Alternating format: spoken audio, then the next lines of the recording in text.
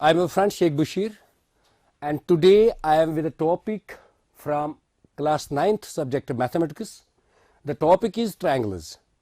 इससे पहले हमने लाइन्स और एंगल्स के बारे में जानकारी हासिल की है, उसमें जो कंसेप्ट्स दिए गए थे उनके बारे में हमने जानकारी हासिल की है। तो आज हम ये जो दूसरा चैप्टर हमारे पास है, ये टर्म फर्स्ट जो एकेडमिक स्पेल है उसमें पढ़ता है, तो ट्रायंगल्स के बारे में हम जानकारी हासिल करेंगे। यानी इस कंसेप्ट में क्या क्या दिया गया है आपको बिल्कुल पता चलेगा। ये जो चैप्टर है इसमें कौन कौन सा कंसेप्ट है उनके बारे में हम सीखेंगे। सबसे पहले जो इसमें कंसेप्ट दिया गया है that is the congruence criterias. आपको पता है क्लास 7th में आपने बिल्कुल पढ़ा होगा जो कॉन्ग्रुएंस है, कॉन्ग्रुएंस किसको कहते हैं और कॉन्ग्रुएंस क्राइटेरियाज कौन कौन से हैं।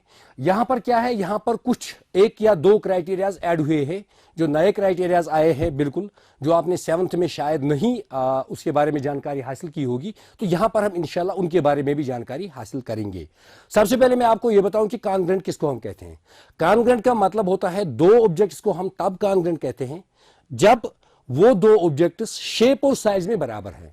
फॉर एग्जाम्पल अगर मैं आपसे पूछूं मिसाल के तौर पर, अगर हमारे पास ये दो मार्कर पेन्स है, अगर ये दोनों शेप और साइज में बराबर है तो हम इनको कॉन्ग्रुएंट कहेंगे। या अगर ऐसे आप ले सकते हैं, फॉर एग्जाम्पल हम यहाँ पे और दो एग्जाम्पल्स ले रहे हैं। ये दो चाक्स है, ये व्हाइट बोर्ड चाक, ये ब्लैक बोर्ड चाक्स है। तो अगर आप देखेंगे ये दो ऑब्जेक्ट्स जो है ये कॉन्ग्रुएंट है। तो इसका मतलब है कॉन्ग्रुएंट ऑब्जेक्ट्स वही ऑब्जेक्ट्स होते हैं जो शेप और साइज में बराबर होते हैं। चलिए, आपको इस बारे में ऑलरेडी पता है, इस बारे में आपको जानकारी है, तो हम थोड़ा रिव्यू लेते हैं जो कॉन्ग्रुएंस क्राइटेरिया इसमें दिए गए हैं, जो कि ऑलरेडी आपने पढ़े हैं, या इससे पहले भी जो क्लास 7th का लेक्चर यहां से गया है उसमें भी ये कॉन्ग्रुएंस क्राइटेरिया को दिखाया गया है। आप उसको भी देख सकते हैं और दोबारा से इनको सीख सकते हैं। तो कौन कौन से क्राइटेरिया है उनको हम देखेंगे यहाँ पे। सबसे पहला क्राइटेरिया जो है, अगर आपको पेज नजर आ रहा होगा, that is SSS। So what is SSS? We write first, it is SSS rule. So we write it SSS rule. So what is SSS rule, triple S rule? This is side, side, side. Remember one thing, here we have to talk about the congruence of triangles only. यहां पर हम triangles की congruence के बारे में बात करेंगे। तो यहां पर ये जो SSS रूल है, इसका मतलब है अगर आपके पास दो ट्रायंगल्स है, उन दोनों ट्रायंगल्स में कारस्पॉन्डिंग साइड्स जो होते हैं, यानी हर किसी ट्रायंगल में 3 साइड्स होते हैं, जो कारस्पॉन्डिंग साइड्स दोनों ट्रायंगल के हैं वो बराबर हैं, तो उस सूरत में आप ट्रायंगल्स को कॉन्ग्रुएंट करार दे सकते हैं, कहते हैं। और उस किस रूल के तहत वो कॉन्ग्रुएंट है, उस रूल को हम कहते हैं साइड साइड साइड रूल। यानी यहां पे मैं एक एग्जांपल ले रहा हूं। फॉर एग्जांपल अगर आपके पास ये दो ट्रायंगल्स है, फॉर एग्जांपल ये आपके पास ट्रायंगल एक है ABC and this is PQR। For example, this side is equal to this side is equal to this side, and this very side is equal to this very side. So we can say these two triangles are congruent under the rule side, side, side rule. Now one more criteria is there, side angle side rule. ये सिर्फ हम याद कर रहे हैं क्योंकि remind जो कर रहे हैं क्योंकि हमने इनके बारे में ऑलरेडी सीखा है।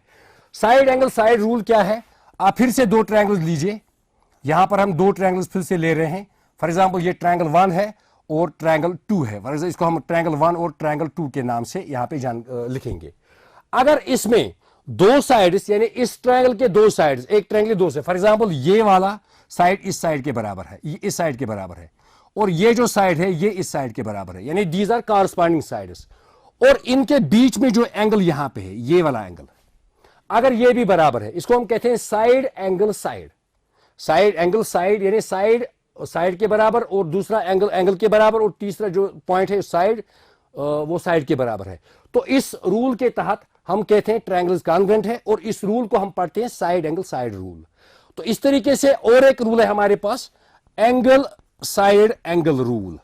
एंगल साइड एंगल रूल ये क्या है? फिर से आप दो ट्रायंगल्स लीजिए। यहां पे आप देखिए, यहां पे दो ट्रायंगल्स लिख रहा हूं। तो फॉर एग्जांपल इसको मैं एक ए ट्रायंगल रिप्रेजेंट कर रहा हूं, इसको मैं बी ट्रायंगल रिप्रेजेंट कर रहा हूं। अगर इसमें ऐसा है, इस एक ट्रायंगल के दो एंगल्स दूसरे ट्रायंगल के दो एंगल के बराबर है। फॉर एग्जांपल ये वाला एंगल इस एंगल के बराबर है, और ये वाला जो एंगल है ये इस एंगल के बराबर, यहां पर हम इसे मार्क करते हैं। और इन दो एंगल्स के बीच में जो साइड है, यानी ये वाला साइड, ये इस साइड के बराबर है, तो इसका मतलब है इन दो ट्रायंगल्स में दो एंगल्स तो बराबर है और उन दो एंगल्स के बीच में जो साइड होता है वो भी बराबर है।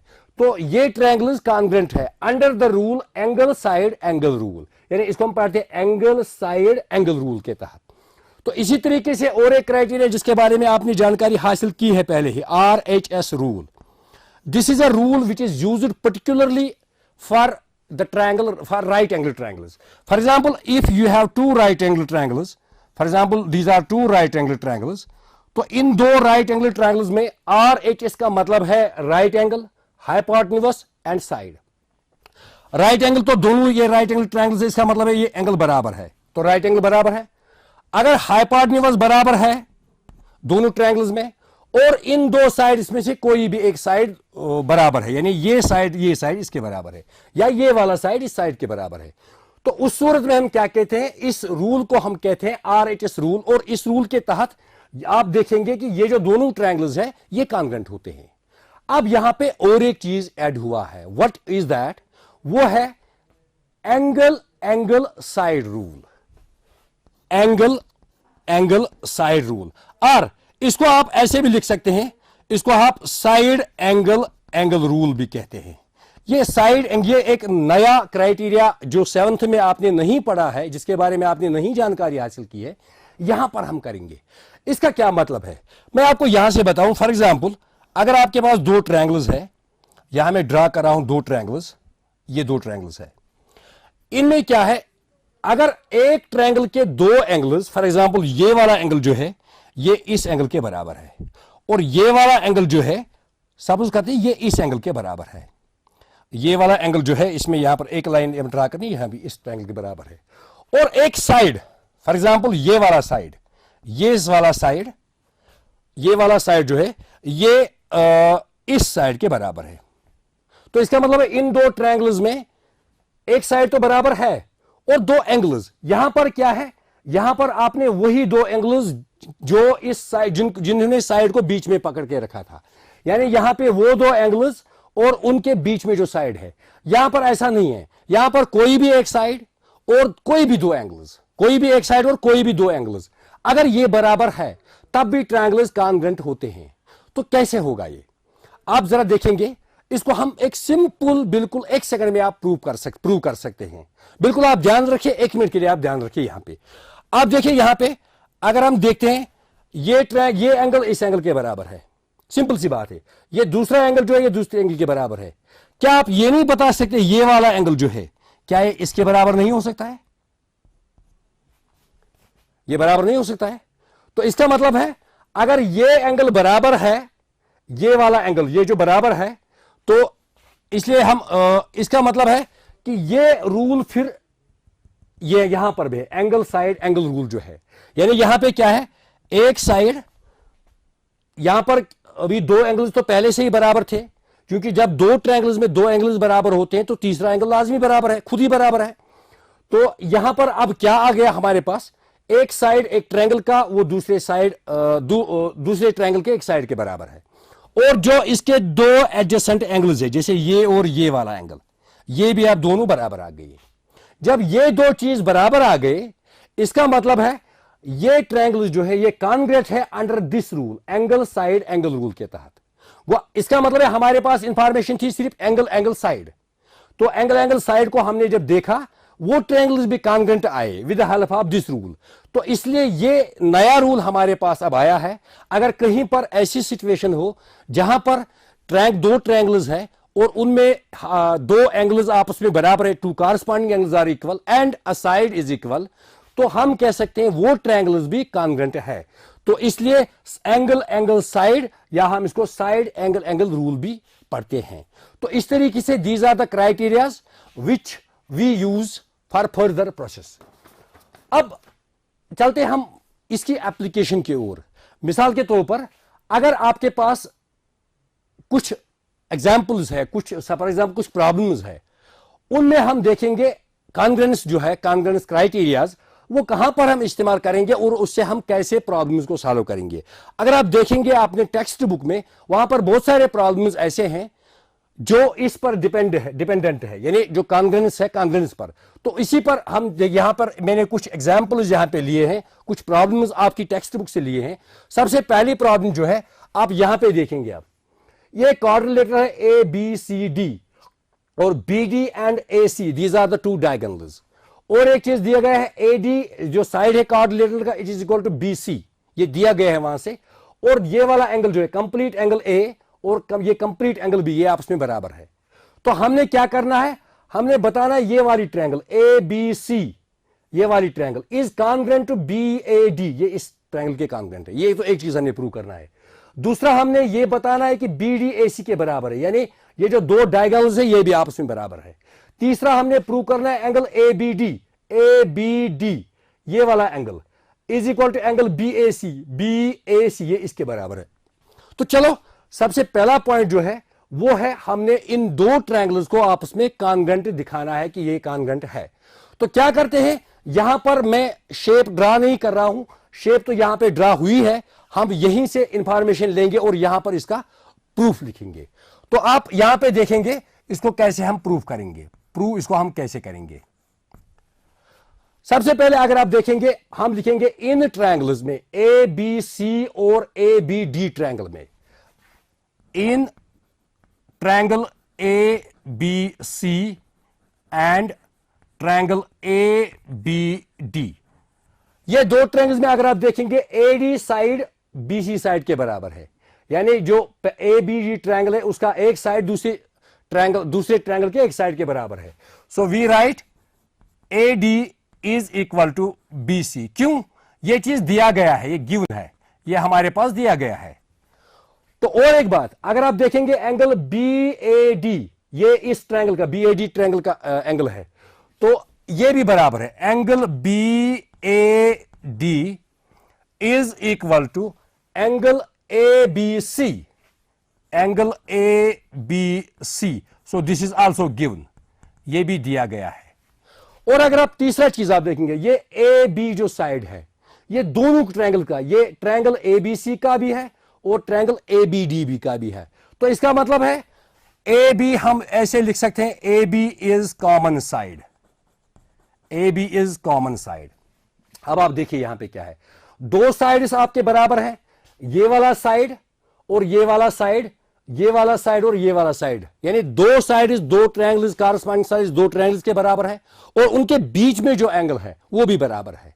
इसका मतलब है जो हमने यहां पढ़ा साइड एंगल साइड, तो ये जो ट्रायंगल्स है ये कॉन्ग्रेंट है इस रूल के तहत, साइड एंगल साइड रूल के तहत। तो हम क्या लिखेंगे फिर, implies triangle A B C is congruent to triangle A B D under rule side angle side rule के तहत। तो पहला पार्ट जो है वो हमने प्रूव किया है। अब जो दूसरा पार्ट ये हमसे पूछ रहा है, we have to show B D is equal to A C, हमने दिखाना है कि बी डी जो है ये ए सी के बराबर है। सिंपल सी बात है। अभी हमने क्या किया, हमने प्रूव किया ये दो ट्रायंगल्स कॉन्ग्रेंट है और ये जो बी डी और ए सी जो है ये इन्हीं दो ट्रायंगल्स के दो साइड्स है। क्योंकि आपको पता है whenever two triangles are congruent, their corresponding parts are equal. That means their corresponding angles as well as their corresponding sides are equal. So AC and the BD, these are the two corresponding sides of these two triangles. So we can write also, or implies, we can write also implies, we write implies BDAC AC is equal to BD. क्यों? क्योंकि यहां पे हम लिखेंगे triangle ABD is congruent to triangle ABC. तो इस तरीके से ये दोनों ट्रायंगल जो है ये कॉन्ग्रेंट है, तो ये चीजें हमें खुद ब खुद है। अब इसके बाद और एक लास्ट पॉइंट, एंगल ABD, ये वाला एंगल ये किसके बराबर है? एंगल BAC के बराबर है। BAC यानी हमने प्रूव करना है ये वाला जो एंगल है ये इस एंगल के बराबर है। बिल्कुल सीधी सी बात है, ये एक एंगल तो एक ट्रायंगल का है और दूसरा एंगल दूसरी ट्रायंगल का है। ट्रायंगल इज कॉन्ग्रेंट है तो हम लिख सकते हैं this is the corresponding part of the congruent triangle. तो इस तरीके से हम यहां पे क्या लिखेंगे, हम यहां पे लिख सकते हैं, ऐसे लिख सकते हैं हम ए बी क्या है वो angle A B D is equal to angle B A C. तो ऐसे लिख सकते हैं हम corresponding parts of congruent triangles, यानी these are corresponding parts of congruent triangles. तो इस तरीके से जो तीनों चीजें हैं वो हमने प्रूव किए हैं। अब यहां पे और एक एग्जांपल है, आप देख रहे होंगे यहां पे जो दूसरी शेप बनी हुई है, ये जो दो ट्रायंगल्स यहां पे आपको नजर आ रहे हैं, ये दो ट्रायंगल्स भी इन पे एक प्रॉब्लम बनी है। यहां पे हमने प्रूव करना है ट्रायंगल एडीओ यानी ADO, this is congruent triangle BOC, हमने इसको प्रूव करना है। यहां पे ये बीओसी के कॉन्ग्रेंट है। तो अगर इसको भी हम कॉन्ग्रेंट करेंगे, देखेंगे किस रूल के तहत ये कॉन्ग्रेंट है। तो यहां पर फिर से मैं शेप ड्रा नहीं कर रहा हूं, क्योंकि मैं उम्मीद करता हूं आपको वो शेप नजर आ रही होगी, तो वहीं से हम यहां करेंगे। अब यहां पे हम क्या करेंगे, इसका प्रूफ हम लिखेंगे, क्योंकि हमने प्रूव करना है, इसको हम लिखेंगे प्रूफ। सबसे पहले आप लिखेंगे इंफॉर्मेशन क्या है आपके पास अवेलेबल, वो आप लिखेंगे, उसके बाद आप लिखेंगे प्रूफ। तो हम क्या लिखेंगे, इन ट्रायंगल, कौन कौन सी triangle, B O C and triangle B O C A O D. सबसे पहले आप देखेंगे यहां पे क्या दिया गया, दिस इज राइट एंगल, यहां पर भी राइट एंगल है, राइट पर भी राइट एंगल है। तो हम लिख सकते हैं angle A is equal to angle B, क्योंकि ईच 90, हम ऐसे भी लिख सकते हैं ईच 90, या हम गिवन भी लिख सकते हैं। तो इसी तरीके से अगर आप देखेंगे बीसी जो है बीसी किसके बराबर है, बीसी ए डी के बराबर है। तो बीसी जो है वो ए डी के बराबर है। तो ये क्यों, ये गिवन है, क्योंकि ये वहीं से दिया गया है, ये गिवन है। तो अगर आप और चीज देखेंगे, यहां पर ये जो ओ पॉइंट है, intersecting points of B A and D C, तो यहां पर दो एंगल्स फॉर्म हो रहे हैं। वो दो एंगल्स, एक ट्रायंगल का एक एंगल है और दूसरी ट्रायंगल का दूसरा एंगल है, जिसका मतलब है ये दो वर्टिकली अपोजिट एंगल्स है। तो अगर हम ऐसा करेंगे, इसको नाम नंबर 1 यहां पे नाम देंगे हम, फॉर एग्जांपल इसको हम एंगल 1 यहां पे नाम देंगे और इसको हम एंगल 2 यहां पे नाम देंगे। तो हम ये कहेंगे एंगल 1 एंगल 2 के बराबर है। तो हम लिखेंगे यहां पे angle 1 is equal to angle 2, क्यों, वर्टिकली अपोजिट एंगल्स। अब देखिए इन दो ट्रायंगल्स में हमें तीन चीजें बराबर हुए, एक साइड, तो दो साइड बराबर हुए, एक तो दो साइड बराबर हुए, नहीं दो एंगल्स बराबर हुए, एंगल ए और ये वाला एंगल, ये राइट एंगल और दिस एंगल, और उसके बाद तीसरा साइड और एक साइड बराबर हुआ है। अभी जो क्राइटेरिया आपने लास्ट पे पढ़ा यहां पे एंगल साइड क्राइटेरिया, तो अगर हम इस क्राइटेरिया के तहत देखेंगे ये दोनों ट्रायंगल जो है ये कॉन्ग्रेंट है। तो we can say triangle BOC is congruent to triangle AOD under criteria angle side or side angle। तो इस तरीके से हमने क्या किया है, हमने ये प्रूव किया है। अब चलते हैं हम आगे, चलते हैं क्या हम कुछ प्रूव करने जा रहे हैं।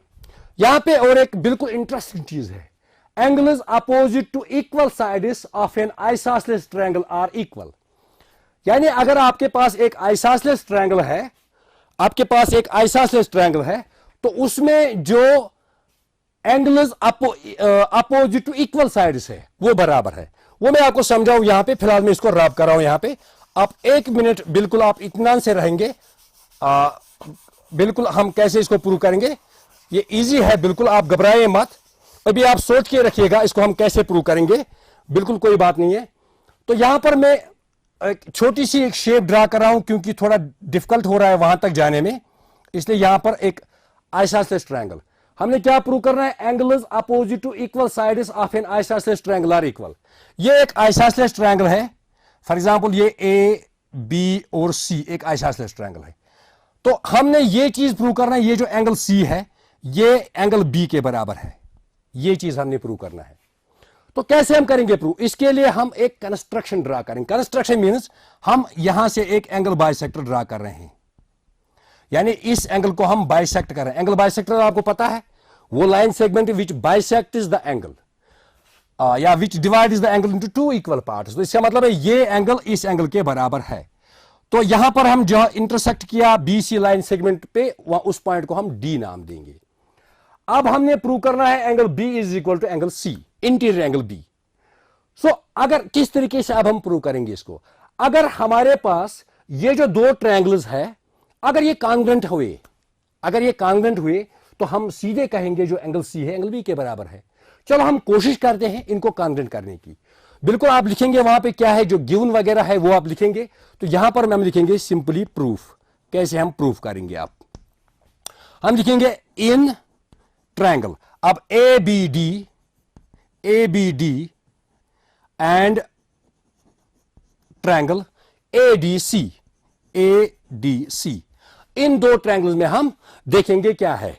तो इस तरीके से अगर आप देखेंगे ये जो एंगल DAB है, इस वाली ट्रायंगल का साइड, लेफ्ट वाली साइड ट्रायंगल, ये इस एंगल के बराबर है क्योंकि ये जो AD है it is the angle bisector. तो हम लिखेंगे angle DAB is equal to angle DAC is equal to angle DAC। क्यों AD is bisector, AD is bisector, इसको हम लिखेंगे यहां पे ये बाइसेक्टर है। तो अगर ये बाइसेक्टर है, एक चीज तो बराबर हुआ इन दो ट्रायंगल्स में। दूसरी बात, अगर हम देखेंगे AB AC के बराबर है क्योंकि ये जो ABC ट्रायंगल है ये आइसोसेलेस ट्रायंगल है, तो ये वहां से दिया गया, पहले से दिया है, इसका मतलब है AB। So we can write AB is equal to AC, AB is equal to AC। क्यों, रीजन क्या है, triangle ABC is isosceles triangle. तो दो चीजें बराबर हुए, एक तो एंगल बराबर हुआ और एक साइड बराबर हुआ है।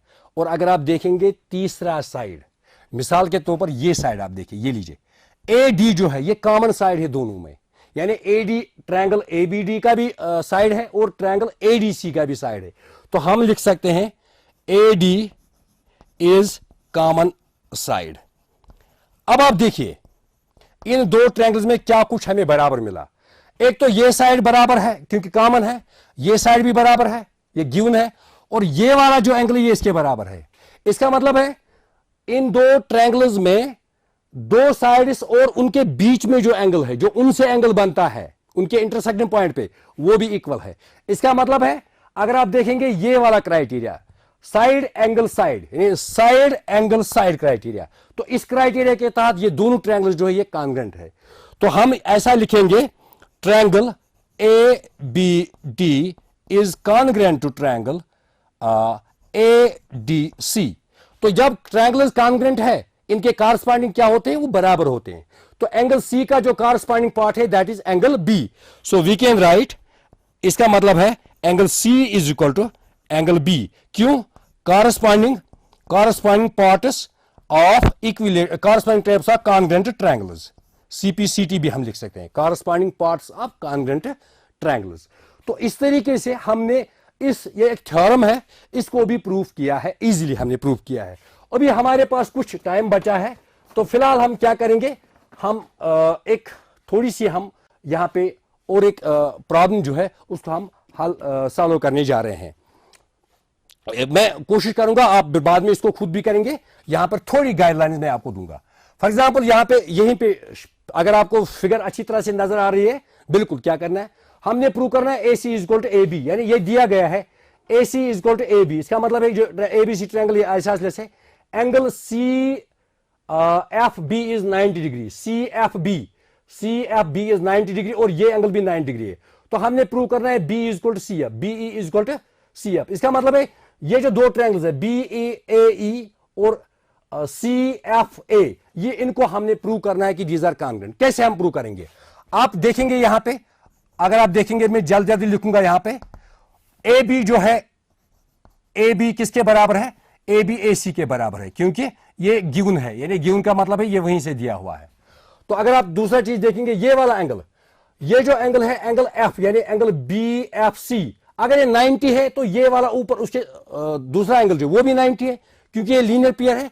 तो इसलिए हम क्या करते हैं, यहां पे हम इनका नाम देते हैं, इसको एंगल 1 नाम देंगे, इसको एंगल 2 नाम दे रहा हूं मैं।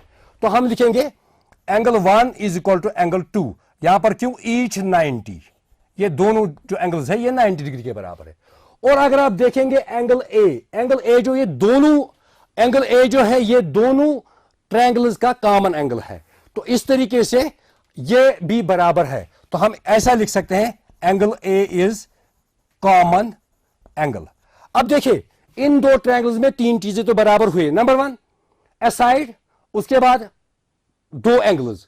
इसका मतलब है ये दो ट्रायंगल्स जो है ये कॉन्ग्रुएंट है under the criteria angle angle side. So we can write triangle A B E is congruent to triangle CFA under the criteria angle angle side। तो ये जब ट्रायंगल कॉन्ग्रुएंट है तो हम सिंपली कहेंगे BE is equal to CF because these are the corresponding parts of the congruent triangles। So this implies BE is equal to CF क्योंकि corresponding parts of congruent triangles। तो इस तरीके से हमने इसको भी प्रूव किया है। अब हमारे पास चूंकि टाइम हो चुका है तो इसके बाद हमारे पास जो रह गया है वो है ट्रायंगुलर इनइक्वालिटीज। इंशाल्लाह जो नेक्स्ट टॉपिक हमारा होगा, नेक्स्ट क्लास होगा, उसमें हम ट्रायंगुलर इनइक्वालिटीज के बारे में जानकारी हासिल करेंगे। तब तक के लिए खुदा हाफिज।